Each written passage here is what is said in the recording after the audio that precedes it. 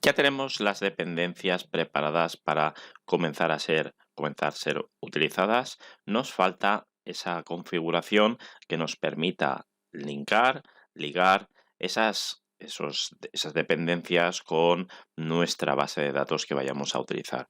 Y para ello si vamos a la documentación de Spring Boot y en concreto vamos a la documentación, si entráis dentro de esta documentación y buscáis un poco más abajo o directamente ponéis en Google Spring Application Properties, seguramente os aparecerá por defecto, os aparecerá el enlace a las propiedades que se pueden configurar a través de este fichero y que pues nuestro proyecto va a coger.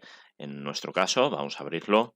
Veis que dentro de Resources tenemos este Application Properties, pero lo tenemos totalmente vacío y como decíamos, vamos a volverlo a abrir, y como decíamos, pues aquí existen pues muchos parámetros de configuración que podemos utilizar justamente para ir configurando pues esos parámetros como son los de data y con los que nos vamos a poder conectar o con los que nuestro JPA y nuestro conector de MariaDB va a conectarse contra la base de datos. En concreto, los primeros que vamos a utilizar, vamos a ver Data Source.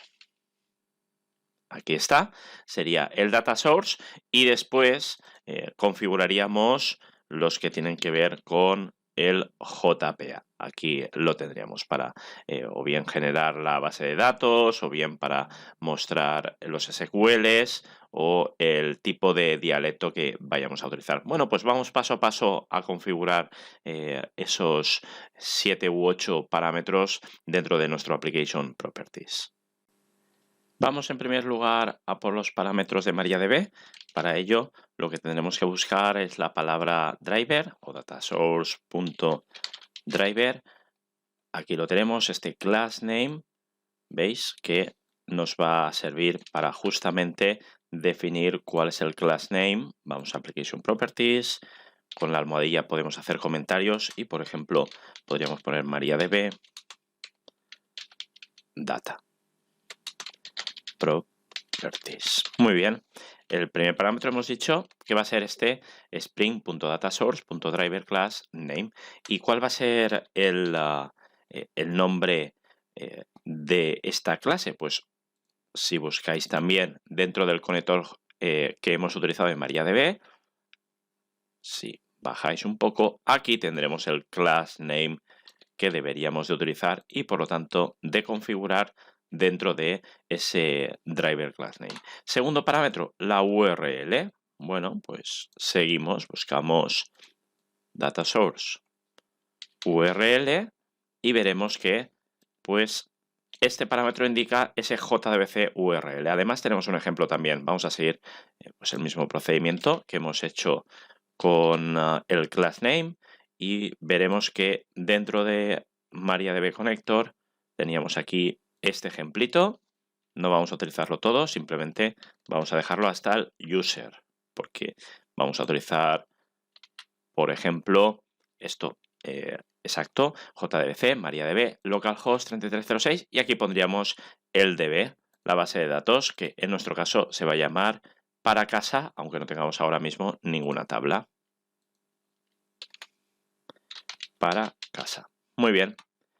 No hemos puesto en la URL el usuario y la contraseña porque justamente pretendemos hacerlo lo más modular posible y si buscamos data source username veremos que aquí tenemos el username y después si buscásemos password pues encontraríamos exactamente lo mismo. Lo vamos a escribir directamente, password, que en principio el username va a ser root y el password pues va a estar totalmente vacío. Por lo tanto, podríamos no poner absolutamente nada. Muy bien, ya lo tenemos. La primera configuración para las propiedades de MariaDB. Una vez que ya tenemos la parte del conector J de MariaDB, vamos a realizar las configuraciones del JPA. Y para ello vamos a emplear, al menos al principio, vamos a buscar, por ejemplo, el de generar DDL, que lo que va a hacer es intentar generar las tablas y la base de datos, es decir, el esquema sobre la base de datos. Pero nosotros lo vamos a realizar directamente este esquema desde nuestro gestor. En este caso yo utilizo phpMyAdmin, por lo tanto esta configuración va a ser a false. Nos iríamos a nuestro application, abrimos un nuevo apartado que va a ser el de JPA y vamos a escribir que esto va a ser false. Muy bien. Segundo parámetro, el primer parámetro de JPA ya incorporado, necesitamos que el JPA, que nuestro ORM se comunique con nuestro JDBC o con nuestro conector contra la base de datos. Por lo tanto, debemos indicarle lo más cercanamente posible cuál es el dialecto contra qué base de datos. Y para ello vamos a utilizar dentro de JPA Properties.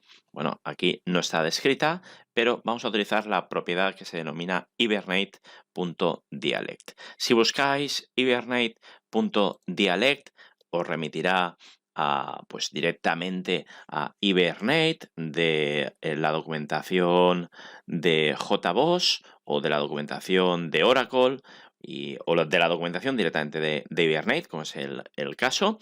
Y si buscáis exactamente cuáles son los posibles dialectos, aquí tenemos dentro de Hibernate Dialect, podemos utilizar todos estos. Veremos que tendríamos el de MariaDB, el 10.2, 10.3, 10.5.3, etcétera. Y en nuestro caso, bueno, en mi caso, tengo instalada la versión, el servidor 10.4, por lo tanto, debería de utilizar, aquí está, este 10.3 o superior, como bien indica la documentación. Por lo tanto, tendría que colocar esta clase para que directamente esté bien ajustado ese parámetro. Voy a copiar esto de aquí y voy a indicarle que es el Hibernate Dialect. Igual a, me iría a la documentación, vendría aquí y copiaría exactamente la clase. Muy bien. Y por último, bueno, se pueden colocar más parámetros, pero me interesa mostraros también otra documentación que la tengo abierta y ahora la veremos, muy interesante, sobre temas de Spring, jpa.showSQL.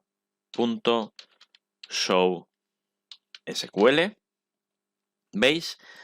Lo que va a hacer es mostrar o no, pues toda la comunicación, todas las consultas SQL directamente por log.